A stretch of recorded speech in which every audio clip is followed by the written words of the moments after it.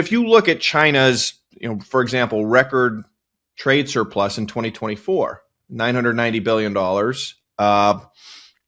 and then you net that against their gold imports, if gold was $22,000 an ounce, China would have run a balanced book of trade.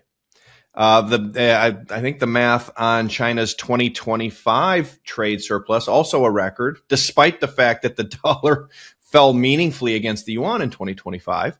And I think it was $1.2 trillion. And I want to say it was $26,000 per ounce. China's gold imports would have balanced trade.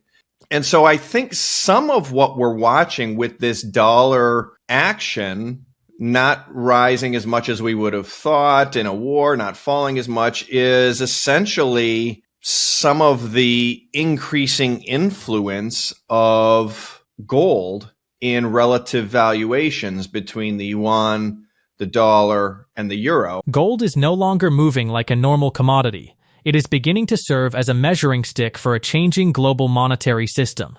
Luke Gromen explained that the dollar, the yuan, the euro, and gold are now being valued against each other in a way markets are not used to. He notes China's massive trade surpluses and suggests that if gold rose significantly, trade imbalances might begin to adjust through gold rather than currency manipulation. For him, prices like $20,000, $22,000, or even $26,000 an ounce are not just fantasy numbers. They reflect the scale of adjustment needed for global rebalancing without forcing China to sharply strengthen the yuan. This context explains why gold's strength is important. It suggests the old treasury-based reserve system is losing influence while physical gold quietly gains prominence. Now, we present the clips from Luke Gromen's interview. Before we continue, please subscribe to our channel and enable notifications to receive timely updates. Thank you and enjoy the video. It's been remarkably steady, both directions. I would have guessed it would have strengthened more Iran than it has, and maybe that's also just a function what we touched on before, which is nobody had. I also think the strength of gold has something, which is we can see that gold has on the margin replaced U.S. Treasury. Primary global central banks stopped reserving Treasury 12 years ago and have been buying, and so much so that gold now exceeds Treasury reserves for the first time in 30. As I look at what is being done, particularly by China, Russia, certain other central banks, by this move, and then as I look at the conversation, the negotiation that's been happening between the U.S. and China for back to the Biden administration, at least, I think starting, every time starting 2023, 24, when the U.S. administration would sit down with China and say, you need to strengthen the yuan. I think China's been saying, look, problem isn't the yuan. The problem is that you guys have overvalued the dollar versus gold so laughable that if you want the dollar to fall, you need to let gold rise. And we've seen Besant do that in particular, right? Gold has, broken over 2,000 for the, finally sustainably and ran up to 5,500 or whatever it was. People say, look, China needs to let trade, China is overproducing. China is, well, they're more productive than everybody else, and absolutely they're also subsidizing their industry. But so is America. We're just subsidizing for stupid wars in the Middle East rather than subsidizing an industrial. Now we're going to try to subsidize an industrial base with all the challenge Craig has highlighted. But if you look at China's, for example, record trade surplus in 2024, $990 billion, and then you net that against their gold. If gold was $22,000 an ounce, China would have run a balanced book of trade. I think the math on China's 2025 trade surplus, also a record, despite the fact that the dollar fell meaningfully against the yuan in 5. And I think it was $1.2 trillion. And I want to say it was $26,000 per ounce. China's gold would have balanced trade. And so I think some of what we're watching with this dollar action not rising as much as we would have thought in a war, not falling as much, is essentially some of the increasing influence of gold in relative valuation, yuan, dollar, and the euro. And the euro, of course, is the big cross-currency pair dollar. And so to the extent gold goes up, that's all else equal, good for the euro, bad for the dollar. And so I think it has been, I don't think it's the primary driver, but I think it's been an in fact that the dollar has weakened so much against gold over the last year and a half. So, I've been surprised on some level that the dollar hasn't more. But I think gold has somewhat of a role in that. And I think that continues to be China's point, which is, look, if you want to balance trade, let gold go. The gold is ultimately the arbiter of balance. It has been for 5,000 years. And, the American financial types want to pretend like that's not true over the last 5,000 years. And I think the Chinese are just saying, look, and trade will balance. You'll be competitive with gold at $20,000 an ounce. Now, that has probably some very draconian implication value of the dollar on the down, but that's what we want anyway. Well, we need a weaker dollar. So, let's see. Over 50% cash and bullion position. They're in a pickle. They're going to have this, stagflation is ultimately just an emerging market currency crisis in a developed. So you've got weakening economy and accelerating. And that's what they're faced with. They face a choice of, either print the money or otherwise inject liquidity into a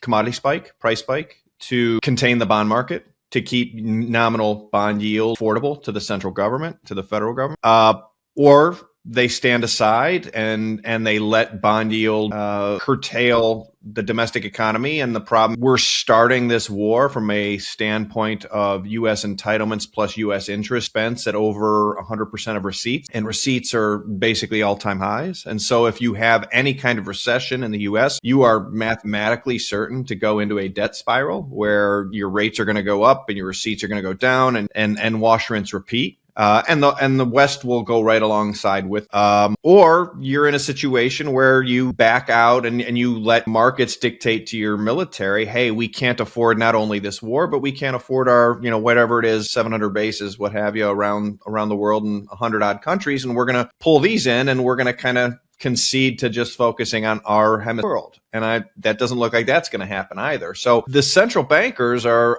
arguably, I don't know if they're cynics or realists, but part of the point of a central bank, these people would argue, and I kind of agree with them, is to finance wars. And here we have a war. And so to me, I think ultimately, I was actually just remarked to my wife last night, we're supposed to be coming up on the end of the Fed's RMP, reserve management purchases, any day now, right? It was basically just a stopgap to get us to tax receipt season. And in theory, the Fed's going to be rolling these off in the next, will they?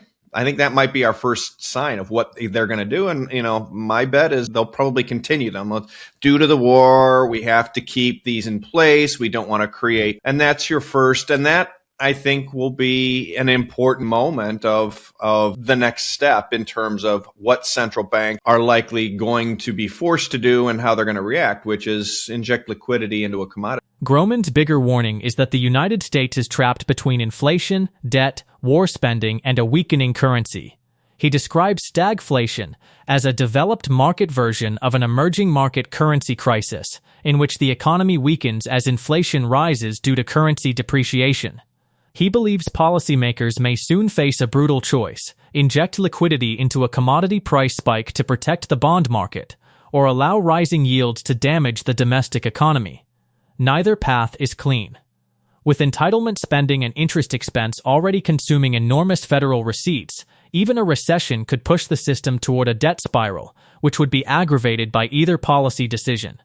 That is why he expects central banks may be forced to keep liquidity flowing, even at the wrong moment.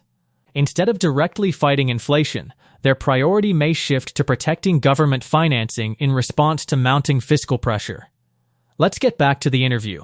I think it has the potential a major change on it. Someone asked me recently, are the Trump administration trying to end the dollar status post 1970? I said, look, it's a very suboptimal way to go about it, but it's a highly effective way. And if that was the goal, then okay. If it's not the goal, then maybe they should rethink what they're doing. But the reason I say that is ultimately you're going to be disrupting supply chain in a way that is so great that you are going to force everybody to re-rate their priorities. In other words, foreigners, the way the system has obviously worked for the last plus years is we hollow out our defense industrial base, send factories overseas, we buy stuff from the offshore factories, we send them dollars, they take the dollars, they recycle them back into our financial. And for a while, that's a virtuous cycle of trade. And result of that is that the United States ends up with not a lot of a lot of financial investment. The rest of the world ends up with a lot of factories and a lot of US dollar denominated assets. And so the second you curtail supply chain as drastically as you are going to, and has arguably already begun by closing down Hormuz and now doubly closing it down, apparently. Now we have a double blockade.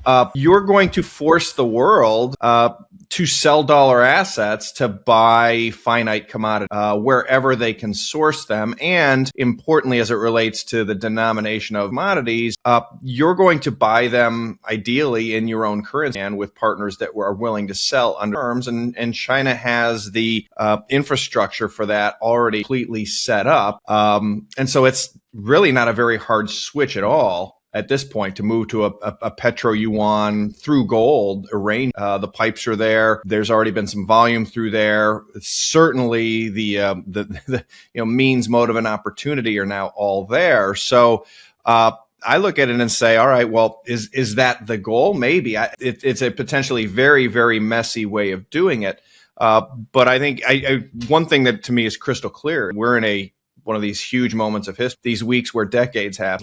I would have thought, I've been surprised at the duration place, but I think some of that is around, all of what you said, as well as I don't think people understand what's actually happening on the ground. And a perfect example, I had a prospect call with a potential client about 6 days after the war started, and I said, listen, based on what I'm hearing on the ground, this is going to go way longer, and I would start positioning. I would at least start. I said, I think this is at least going through mid-April. End of April, which means we're going to have problems. But I would also begin positioning your portfolio, or at least start thinking about it for what happens if the Strait of Hormuz is still closed at the end of June, 4th of July. And it looked like when I said that, the person's face basically dropped. It was like I had climbed through the screen, kicked over their coffee all over them. And they said, well, that can't happen. You understand that you're saying basically 1 billion people are going to starve. I said, I understand exactly what I'm saying. And I'm just telling you that this is what I'm hearing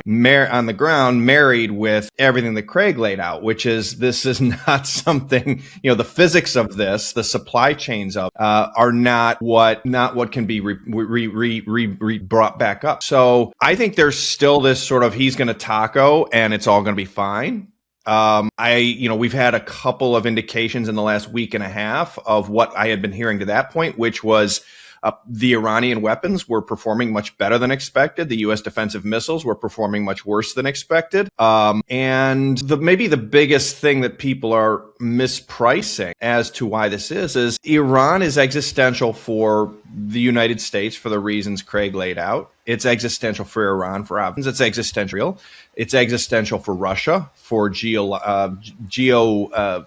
reasons, and it's existential for China for supply reasons. And when you put all of these, almost every analysis I see as it relates to when is the strait going to reopen and when is this going to normalize, is these analyses are, well, America plus Israel is so much greater than Iran. This shall be over, and that ignores that Russia and China see this as that ignores that Russia and China have been helping since very shortly after this started, targeting and supplying.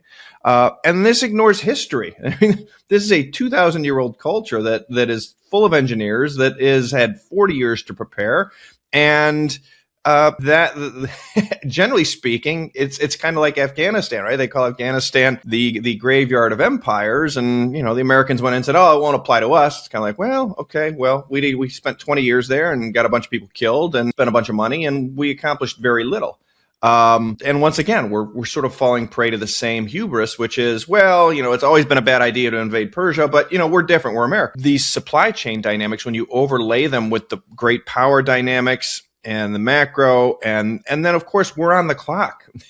We're not doing this with record low levels of debt. We're not doing this with record low levels of supply chain complexity. We're not to me, the complacency is astonishing, remains astonishing, and I think we are running towards what I've called a Tom Hanks COVID moment, right? Where we sort of all knew in January, it was like, okay, well, something's happening. In February, is this a flu or is this real? And then in short order, we had Tom Hanks say, oh, I've got COVID and I hope I live. And then we locked everything down and markets just went, ugh. And I think that's what we're heading toward in coming weeks, days. And I don't know what the trigger is going to be. It could be anything. I mean, when you start seeing protests in Ireland around fuel, et cetera, these kind of things are going to start breaking out everywhere.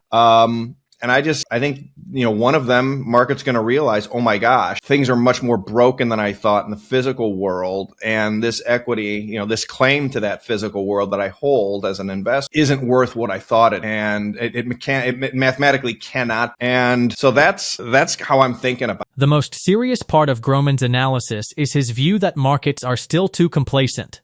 He argues that supply chains, energy flows, commodities, and military pressure are all connected, and that a disruption around the Strait of Hormuz could become far more dangerous than investors expect. In his view, this is not just a regional conflict, it matters to the United States, Iran, Israel, Russia, and China, because each has different strategic interests. Additionally, he warns that if global buyers must secure limited commodities, they may respond by selling dollar assets and seeking alternative payment mechanisms, such as yuan-based trade linked to gold. It could weaken the dollar's reserve structure, push gold higher, and force investors to rethink what safety really means. Gromen suggests markets may soon face a sudden realization that the physical world is more fragile than financial assets currently reflect. Share your thoughts on Luke Gromen's analysis in the comment section below. If you find this video informative, please support the channel, subscribe, and turn on notifications to stay updated. Thanks for watching.